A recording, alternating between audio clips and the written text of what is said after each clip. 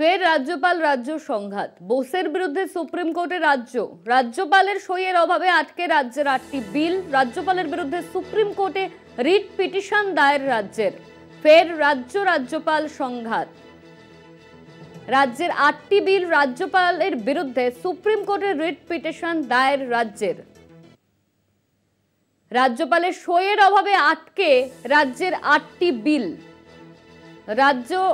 ফের রাজ্যপাল সংঘাত অব্যাহত। বোসের বিরুদ্ধে সুপ্রিম কোর্টে রাজ্যপালের সইয়ের অভাবে আটকে রাজ্যের 8টি বিল। রাজ্যপালের বিরুদ্ধে সুপ্রিম কোর্টে রিট পিটিশন দায়ের রাজ্যের। বোসের বিরুদ্ধে সুপ্রিম কোর্টে রাজ্যপালের সইয়ের অভাবে আটকে রাজ্যের 8টি বিল।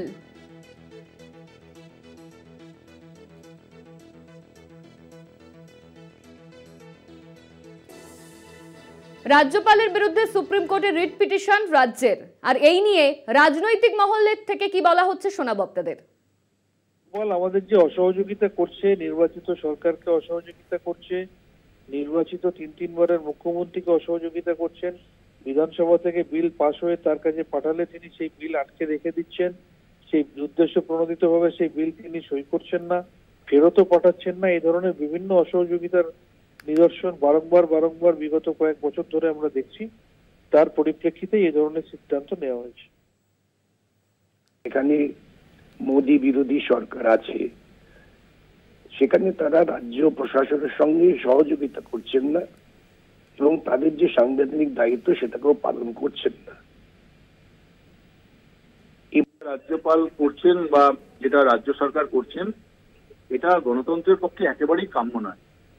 রাজ্যপালের একটা সাংবিধানিক ক্ষমতা আছে, সেটা সীমিত ক্ষমতা, এবং তার মধ্যে রাজ্যপাল এবং রাজ্য এই দুর্লভটা পশ্চিমবঙ্গের মানুষের অগ্রগতি পিছিয়ে দিচ্ছে।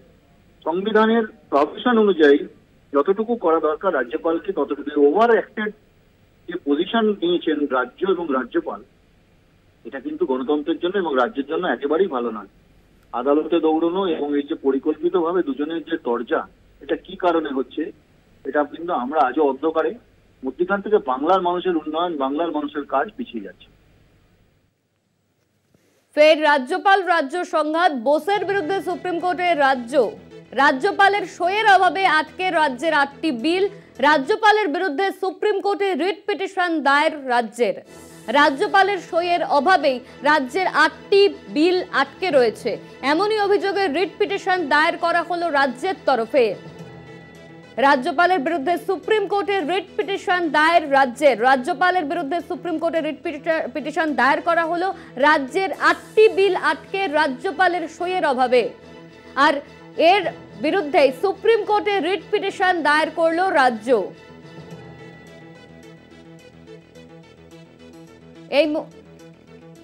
এই মুহূর্তে আমাদের সঙ্গে রয়েছেন বিজেপি নেতা রাহুল সিনহা। আপনাকে স্বাগত কলকাতা টিভিতে। রাজ্যপালের বিরুদ্ধে সুপ্রিম কোর্টে রিট পিটিশন দায়ের করা হয়েছে রাজ্যের তরফে, যেখানে বলা হচ্ছে রাজ্যের 8টি বিল আটকে রয়েছে রাজ্যপালের সইয়ের অভাবে।